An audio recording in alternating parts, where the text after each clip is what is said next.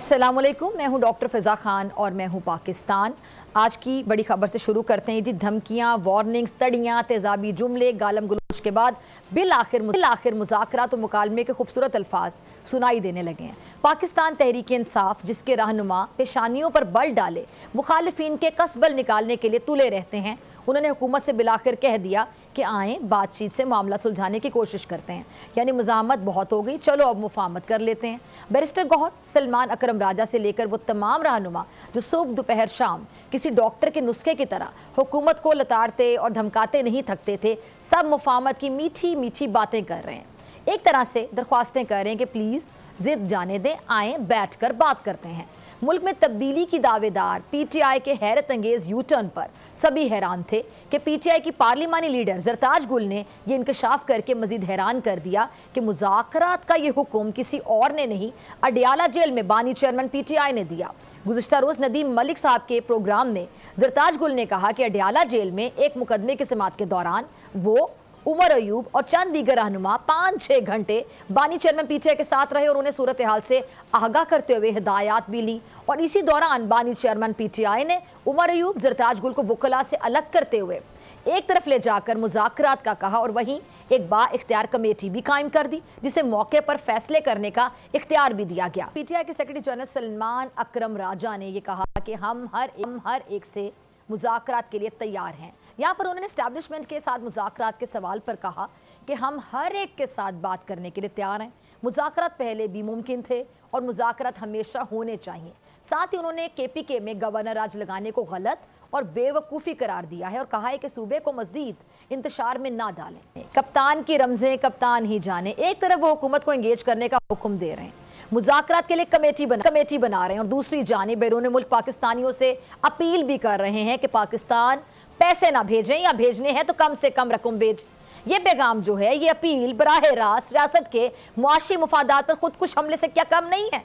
बानी पीटीआई जानते हैं कि इस वक्त मुल्क को एक डॉलर की ज़रूरत है और अगर बैरून मुल्क से डॉलर नहीं आते या तरसीलात ज़र में कमी होती है तो मुल्क चलाना मुश्किल हो जाएगा। लेकिन इसके बावजूद कप्तान ने यह बड़ा फैसला किया, जिसका ऐलान कप्तान की गैर एलानिया तर्जुमान अलीमा कर चुकी। तरफ सख्त इकदामात और दूसरी तरफ शहद बोली कि आओ मिल बैठते हैं, मामला सुलझाते हैं, आगे बढ़ते हैं। ये कैसी स्ट्रैटेजी है? क्या एक हाथ में फूल और दूसरे में तलवार उठाकर बातचीत का होना उतना ही मुश्किल नहीं है जितना चील के घोंसले में गोश्त का होना? बहरहाल ऐसा ही है, पीटीआई मुज़ाकरात चाह रही है, लेकिन अब दूसरी जानिब हुकूमत नखरे कर रही है। कौमी असम्बली में डेप्यूटी वज़ीर आज़म इसहाक डार ने कहा है कि पाकिस्तान तहरीक इंसाफ ने 9 मई को तमाम रेड लाइनें अबूर की और 24 नवंबर को एक और 9 मई कर दिया और उनके जैसा मुफाहमत वाला कुछ नहीं कर सकता। गुज़िश्ता रोज़ एक न्यूज़ शो में वफाकी वज़ीर इत्तलात अता तारर ने भी मुज़ाकरात के हवाले से ख़बरों की बाकायदा तरदीद की है और वज़ीर इत्तलात ने उस टॉक शो में कहा कि पीटीआई वालों की बात का एतबार कौन करे, उनकी कौन गारंटी देगा। 26वीं आईनी तरमीम के मौके पर भी ये अपनी बातें मनवा कर आखिरी वक्त में मुकर गए थे। जी तो सुना आपने तारर साहब, आप जो बात कर रहे हैं, लेकिन खुदा करके सर कुछ अच्छा होने की उम्मीद हो चली है तो इससे मेरे ख्याल से हसरत में ना बदलें। सियासतदान का हथियार मुकालमा होता है, बातचीत होती है तो बात बनती है। और मौलाना साहब ने डेरा इस्माइल खान में जो न्यूज़ कॉन्फ्रेंस की है उसमें उन्होंने कहा है कि जी दीनी मदारिस के मामले को गैर ज़रूरी तौर पर उलझा दिया गया है और हमारा उलमा से कोई इख्तलाफ नहीं है। हमारी शिकायत सिर्फ़ और सिर्फ ऐवान सदर ममलिकत से है। हुकूमत के मंजूर करदा बिल पर सदर ने एतराज़ आखिर क्यों किया? मौलाना फजल रहमान साहब ने इस मौके पर कहा कि जी आजकल सियासत में मदारिस की जो रजिस्ट्रेशन है उस पर बहस की जा रही है। दीनी मदारिस की रजिस्ट्रेशन के लिए बिल हुकूमत ने तैयार किया था। हमने 26वीं आईनी तरमीम के मौके पर इलेक्शन से पहले शहबाज शरीफ साहब की जो हुकूमत है उसमें लाए जाने वाले मुसव्वदे को मंजूर करने का मुतालबा किया था और इसके बाद फिर बिल को दोनों ऐवानों से इत्तफाक के राय से मंजूर किया गया। उन्होंने ये भी कहा कि आईनी तरमीम के बाद बिल पर दस्तखत क्यों रोके गए? जिस मुसव्वदे की तैयारी में पीपल्स पार्टी और पाकिस्तान मुस्लिम लीग नून दोनों शरीक थीं, उसके बाद सदर आसिफ अली जरदारी साहब के इस पर गुंजाइश करने के लिए क्या ज़रूरत थी? और इस सब मामले में और तमाम तर जो मराहिल हैं उनमें क्या रियासती इदारे शामिल नहीं थे? मामले को गैर ज़रूरी तौर पर उलझा दिया गया। जिन्होंने उलमा को बुलाया वही उसके ज़िम्मेदार हैं। अच्छा, उन्होंने उलमा को मुखातिब करते हुए कहा कि हमारा किसी मदरसों की तंजीम या उलमा से इख्तलाफ नहीं है। हमारी शिकायत सिर्फ ऐवान सदर सदर मुमलिकत से है। आईनी तरमीम पर दस्तखत हो गए तो फिर इस बिल पर दस्तखत आखिर क्यों रोके गए हैं? अच्छा, उन्होंने ये भी कहा है कि कोई गलती नहीं है हमारी, हमारे जो जिम्मेदार है सिर्फ हमारे वाने सदर हैं। क्या सदर मुमलिकत पार्लिमान से मंजूर करदा जो बिल है उस पर 2 मरतबा एतराज़ भेज सकते हैं?